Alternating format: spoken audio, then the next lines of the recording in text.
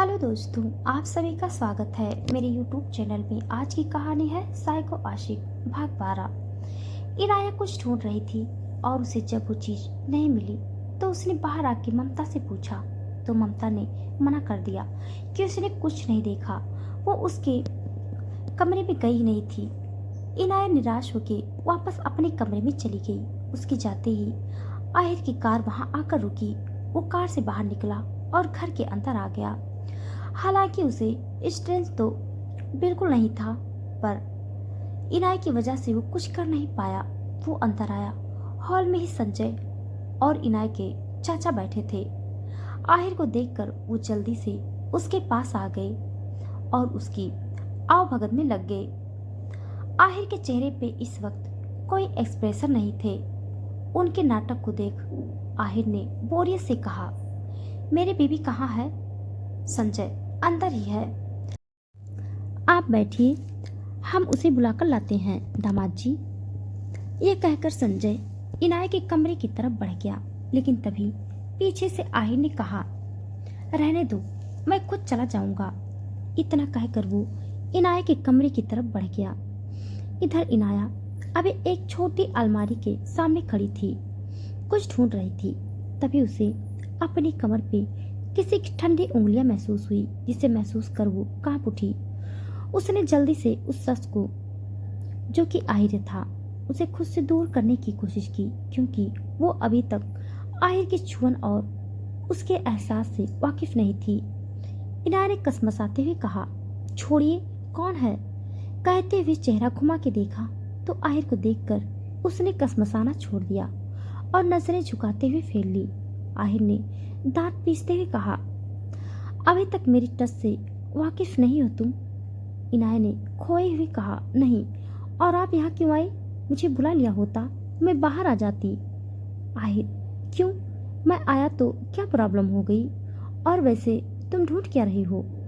इनाया ने परेशानी से कहा, कुछ नहीं, वो बस मेरी एक डायरी थी, मुझे नहीं मिल रही, कब से ढूंढ रही हूँ। आहिर के होठों पे ये सुनकर तिरछी मुस्कान आ गई। उसने कहा, अच्छा, ऐसा क्या था उस डायरी में जो इतना ढूंढ रही हो? इनाया अब होश में आ गई और उसे समझा कि उसने फ्लो में आहिर को वो सब बोल दी जो उसे नहीं बोलनी चाहिए थी। उसने अपनी बात को संभालते हुए कहा, एक्चुअली कुछ नहीं, बस कुछ अकाउंटिंग का था उस डायरी में। आहिर के होठ फिर ऊपर की तरफ उठ गए। उसने कहा, अच्छा, सिर्फ अकाउंटिंग का था या तुम्हारी जिंदगी का कुछ?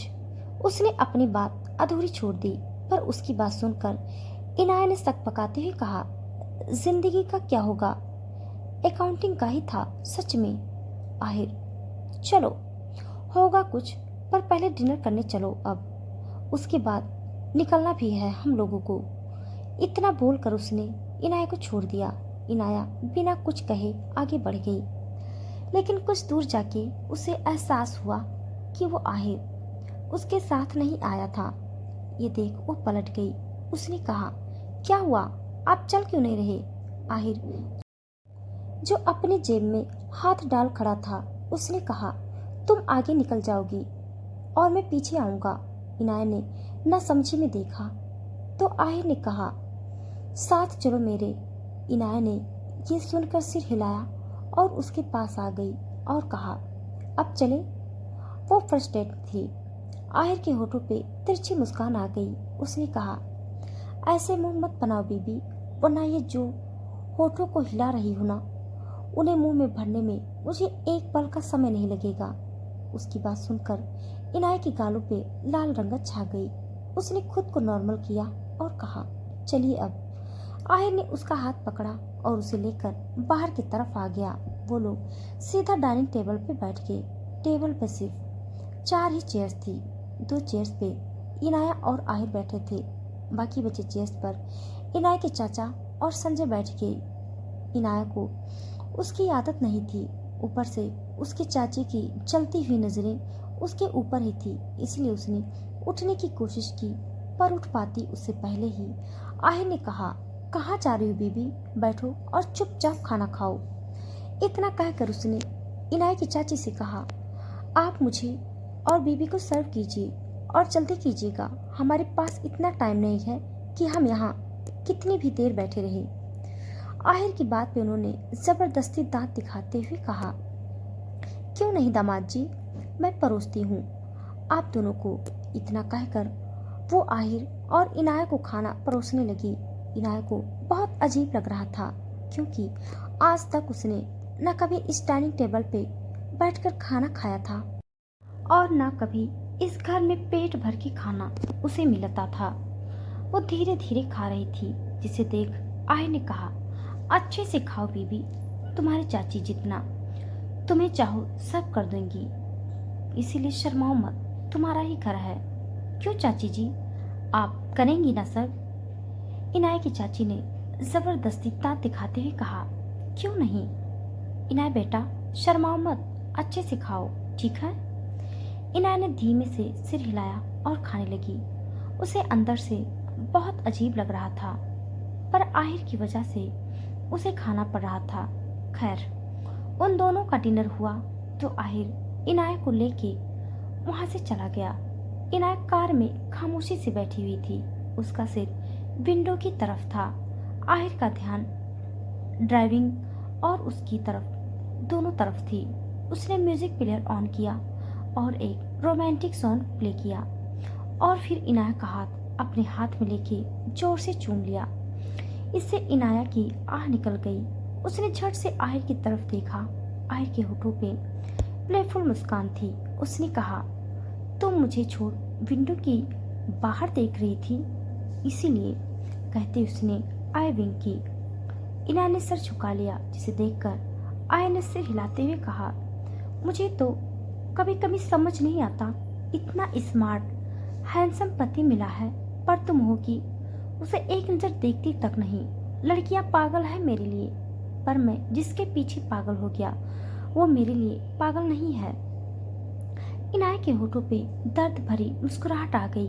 उसने कहा, इतनी लड़कियों को छोड़ फिर आपने मुझसे ही शादी क्यों की? मैं प्यार तो आपसे कर नहीं पाऊंगी, इसीलिए मुझसे उम्मीद भी मत रखिए। आहिर ने ये सुनते ही एक झटके में कार रोकी। उसने मजबूती से इनाया का हाथ पकड़ा और उसे अपने लैप में खींच लिया। इनाया ने चौंकते हुए उसे देखा। आहिर ने उसकी आंखों में देख एक एक शब्द पे जोर देते हुए कहा, करोगी, सिर्फ प्यार नहीं, दीवानों की तरह प्यार करोगी, दीवानी हो जाओगी मेरे लिए, इतना भरोसा है मुझे अपनी दीवानगी पर। एक दिन मेरी दीवानगी तुम्हें भी मेरे लिए दीवाना कर देगी। कहते साथ ही उसने इनाया के होठों पे अपने होठ रखे। इनाया, जिसका दिल पहले ही उसकी बातों से धड़क उठा था, वो अब तेजी से धड़कने लगा। आहिर जिस दीवानगी से उसे चूम रहा था, इनाया के हाथ खुद ब खुद उसके शर्ट पे आ गए। उसने उसकी शर्ट को अपनी मुट्ठी में भर लिया। वहीं आहिर पागलों की तरह उसके होठों को चूम रहा था, उसे बाइट कर रहा था। उसने खुद को शांत भले ही रखा था, पर उसे इनाया की बातों का बुरा जरूर लगा था, इसीलिए वो अपना गुस्सा इस तरह से निकाल रहा था। जी भर के उसके होठों को पीने के बाद आहिर ने उसके होठों को छोड़ दिया और फिर उतनी ही जल्दी से अपने होठ उसके गले पर रखे और पूरे गले को तेजी से चूमने लगा। उसकी स्पीड से इनाया की आहें निकल रही थी। उसने आहिर को दूर करने की कोशिश की। आहिर ने जोर से उसके गले पे बाइट की और चूमते हुए कहा, दूर करने की कोशिश महंगी पड़ेगी बीबी। कहते ही उसने सीट एडजस्ट की और इनाया को सीट पे लिटा के खुद उसके ऊपर आ गया। इनाया लंबी और गहरी सांसें ले रही थी। तभी उसकी सांसें और गहरी हो गई जब आहिर ने उसके पल्लू को कंधे से नीचे सरका दिया और उसके ब्लाउज को लगभग फाड़ते हुए फेंक दिया। इनाया ने तेज सांसें लेते हुए कहा, क्या कर रहे हैं आप? प्लीज मत कीजिए, हम कार में हैं। इनाया आहिर के नीचे दबी गहरी सांसें और आहें भर रही थी। इनाया ने तेज सांसें लेते हुए कहा, छोड़िए मुझे, मैं कंफर्टेबल नहीं हूँ, प्लीज मत करिए। आहिर ने ये सुन उसके होठों के करीब अपने होठ ले जाते हुए कहा, ये तो तुम्हें मुझे गुस्सा दिलाने से पहले ही सोचना चाहिए था। इनाया ने नजरें फेर ली और कहा, मैंने तो बस सच बोला है। अब आपको उससे भी प्रॉब्लम है तो मैं क्या कर सकती हूँ। आहिर उसकी बात सुनकर बेतहाशा गुस्से में भर गया, पर वो अपना गुस्सा इनायत पे निकालना नहीं चाहता था, इसलिए वो उससे दूर हो गया और लगभग 100 की स्पीड से कार चलाने के बाद वो दोनों शेखावत फार्म हाउस में आ गए थे। आहिर ने कार बैक साइड से रोकी थी, बिकॉज जिस तरह से इनाया का ब्लाउज उसने फाड़ा था, ऐसी हालत में इनाया को मेन डोर से लेके नहीं जा सकता था। वो नीचे उतरा और इनाया की तरफ जाके उसका डोर खोला। वो नीचे आई और इसी के साथ आहिर ने उसे कंधे पे टांग लिया। इनाया ने उसकी पीठ पे मारते हुए कहा, छोड़िए मुझे, मैं चल सकती हूँ। आप क्यों बार बार मुझे ऐसे कंधे पर उठाते रहते हैं। मैंने कहा ना, छोड़िए मुझे। आहिर उसकी बातों को कंप्लीटली इग्नोर करते हुए उसे अपने कमरे में ले आया और बेड पर पटक दिया। इनाया को डर था कि कहीं आहिर उसके साथ फिर से शुरू ना हो जाए, पर ऐसा कुछ नहीं हुआ। उसको कमरे में छोड़ते ही आहिर वहां से बाहर चला गया। उसको ऐसे जाती ही इनाया को अजीब लगा। वो उसके पीछे जाना चाहती थी, पर ऐसी हालत में नहीं, इसलिए उसने पहले चेंज करने का सोचा। उसने जाके प्रोजेक्ट खोला तो यह भी उसके लिए सारे कपड़े ऑलरेडी रखे हुए थे। उसने एक लूज कुर्ती और लेगिंग्स निकाली। वैसे भी फार्म हाउस में साड़ी पहने या कुछ और, कौन ही देखने वाला था। उसने चेंज किया और बाहर आ गई। वो पहली बार फार्म हाउस आई थी। ये फार्म हाउस घर से बहुत अलग था। जहाँ घर में पॉजिटिव वाइब्स आती थी, वहीं यहाँ कलर से लेकर सब कुछ बहुत डरावना था। यहाँ इनाय को बेहद डार्क और निगेटिव वाइब्स आ रही थी। वो आसपास देखते हुए चल रही थी। उसने खुद से कहा, मुझे रूम में छोड़कर ये कहाँ चले गए। एक तो ये फार्म हाउस इतनी अजीब और डरावनी है, ऊपर से ये भी मुझे छोड़कर चले गए। कहते ही उसकी नज़र एक कमरे की तरफ गई जहाँ का दरवाज़ा खुला था। इनाया उस तरफ बढ़ गई। वहां जाके उसने देखा आहिर बाहर काउंटर के आगे चेयर पर बैठा ड्रिंक कर रहा था। उसे देखते ही इनाया की जान में जान आई। उसे राहत फील हुई। वो आहिर के पास जाके खड़ी हो गई। आहिर जो काफी देर से शराब पी रहा था, उसने अब ड्राइवर से ड्रग्स निकाले और उन्हें टेबल पे फैला दिया। इनाया देख देखकर हैरान रह गई। उसे ड्रग्स कभी रियल में देखे नहीं थे, पर फोन में देखे थे। उसे पता था आहिर जिसे कंज्यूम करने वाला था वो ड्रग्स ही है।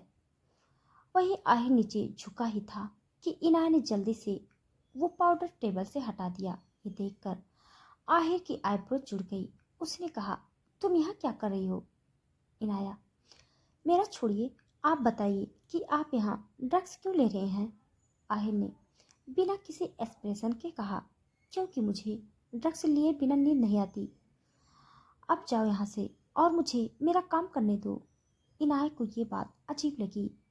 भला ऐसे भी क्या मजबूरी जो बिना ड्रग्स के नींद न आए। उसने फिर आहिर को रोकते हुए कहा, मुझे पता है आपका ये कोई ना कोई बहाना है। आपको आदत होगी ड्रग्स लेने की, इसीलिए आप ये सब बोल रहे हैं, पर मैं आपको ड्रग्स लेने नहीं दूंगी। आहिर ने गुस्से में उसे देखा और कुछ कहने को हुआ, लेकिन उससे पहले ही इनाया ने कहा, देखिए, मैं आपकी बीवी हूँ और आपने कहा था ना ये हक बीवी बनने की बात जताना, तो आज मैं उसी हक से आपको रोक रही हूँ। रुक जाइए। उसकी बात सुनकर आहिर के होठों पर न चाहते हुए भी हल्की सी स्माइल आ गई। उसने इनाया को करीब करके कहा, लेकिन मुझे बिना नशे की नींद नहीं आती। अब या तो तुम मुझे अपना नशा करने दो या तो ये ड्रग्स लेने दो। बताओ क्या करूं। इनाय ये सुनकर दुविधा में पड़ गई। ना वो आहिर को अपने करीब चाहती थी और ना उसे ड्रग्स लेने दे सकती थी। उसे समझ नहीं आ रहा था क्या बोले। वहीं उसकी खामोशी देखकर आहिर ने खुद ही उसे दूर किया और कहा, जाओ यहाँ से, मुझे डिस्टर्ब मत करना। अब इतना कहकर वो फिर ड्रग्स लेने लगा तो इनाय ने जल्दी से कहा, आपको मेरी कसम, आप ड्रग्स नहीं लेंगे। आहिर के हाथ ये सुनते ही रुक गए। उसने गुस्से से इनाया को देखा और जबड़े कसते हुए कहा, यू आर इम्पॉसिबल। इनाया ने सिर झुकाया और कहा, सोने चलिए, रात हो गई है। ये सुनकर आहिर ने बैंक से कहा, क्यों, मेरे बिना नींद नहीं आती? इनाया, वो मुझे यहाँ डर लग रहा है, इसीलिए प्लीज चलिए ना। आहिर ने यह सुनकर कहा, मेरे साथ सोगी तो डर की हद पार हो जाएगी, इसलिए अच्छा है या तो मुझे ये नशा करने दो या तो मुझसे दूर रहो। इनाया को उसकी बात काफी अजीब लगी। उसने ना समझी में कहा, क्या बोल रही हैं आप? आहिर, तुम नहीं समझोगी बीबी, इसलिए जाओ कमरे में और सो जाओ, मैं दूसरे कमरे में सो जाऊंगा। इनाया, बिल्कुल नहीं, मैं आपके बिना नहीं सोऊंगी, प्लीज चलिए ना। उसका गला भर आया था। आहिर ने सिर हिलाया और कहा, चलो, रात को मुझसे डर जाओ तो फिर मत बोलना। इनाया, आपसे क्यों डर लगेगा? अच्छे खासे इंसान है आप, कोई शैतान या वैम्पायर थोड़ी है। आहिर के चेहरे पे ये सुनकर अजीब से भाव आ गए। उसे समझ नहीं आ रहा था कि वो अपनी इस मासूम बीवी को किस लैंग्वेज में समझाए, पर शायद किसी भी लैंग्वेज में समझाए, पर वो नहीं मानने वाली थी।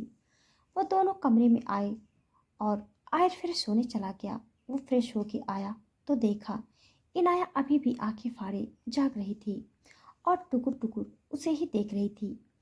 आहिर ने एक आईब्रो ऊपर उठाते हुए कहा, व्हाट? इनाया का सिर झुक गया। उसने कहा, मुझे वॉशरूम जाना है। आहिर, तो? इनाया, वो आप दरवाजे पर खड़े रहेंगे, मुझे अंदर जाने में डर लग रहा है। आहिर ने गहरी सांस लेकर कहा, कोई इतना डरपोक कैसे हो सकता है? चलो जाओ, यही हूं मैं। इनाया ने हाँ में सिर हिलाया और जल्दी से वॉशरूम में भाग गई। उसे बहुत जोरों की आई थी। वो कुछ देर बाद आई तो देखा आहिर बेड पे लेट चुका था। उसने कहा, आप तो वहाँ खड़े रहने वाले थे ना, यहाँ कैसे आई फिर? आहिर, तुम सही सलामत आई ना वापस? फिर? वो सब छोड़ो और आओ लेट जाओ यहाँ आके। इनाया आकर उसकी साइड में लेट गई तो आहिर ने उसे अपनी बाहों में भर लिया। इनाया ने उसके सीने पे सर रख कर आंखें बंद कर। रात के 3 बजे इनाया गहरी नींद में थी, तभी उसे किसी की चीख सुनाई दी, जिसे वो एक झटके में उठ बैठी। डर की वजह से उसकी खुद की सांसें तेज चल रही थी। उसने सीने पर हाथ रखा और साइड में देखा, जहां आहिर भी उठकर बैठा था और तेज तेज सांसें ले रहा था। उसकी नजरें सामने थी, उसकी बॉडी पसीने से भरी हुई थी। इनाया को समझ नहीं आया कि आहिर को ऐसा क्या हो गया जो वो इस तरह से बिहेव कर रहा है। क्या उसने कोई डरावना सपना देखा? इनाया ने आहिर के कंधे पर हाथ रखते हुए धीरे से कहा, आहिर। उसके कहते साथ ही आहिर ने उसका हाथ झटक दिया और सामने देखते हुए कहा, वो देखो, सामने देखो, वो लोग यहीं आ रहे हैं, देखो, वो यहीं आ रहे हैं, वो हमारी तरफ बढ़ रहे हैं। इनाया की आंखें बड़ी हो गई। उसने सामने देखा, वहां पर कोई नहीं था। जिसे देख इनाया ने कहा, आहिर, ये आप क्या बोल रहे हैं, वहां तो कोई नहीं है। आहिर ने सिर पे हाथ रखा और तेज आवाज में कहा, आर यू मैड? वो लोग दिख नहीं रहे तुम्हें? उनके हाथों में गन है, वो हमें खत्म कर देंगे, हमें मार देंगे। कहते हुए वो लगातार पैनिक कर रहा था। इनाया की हैरानी और बढ़ गई। उसने धीरे से डरते हुए कहा, कहीं यहाँ भूत तो नहीं है? कहीं आहिर को भूत तो दिखाई नहीं दे रहा? तभी आहिर ने कहा, भूत नहीं, इंसान है वो, देखो सामने, वो धीरे धीरे हमारी तरफ बढ़ रहे हैं। इनाया ने अब खुद को शांत किया, क्योंकि इसे समझ आ गया था आहिर भी डर रहा है, वो भी डरेगी तो कैसे चलेगा।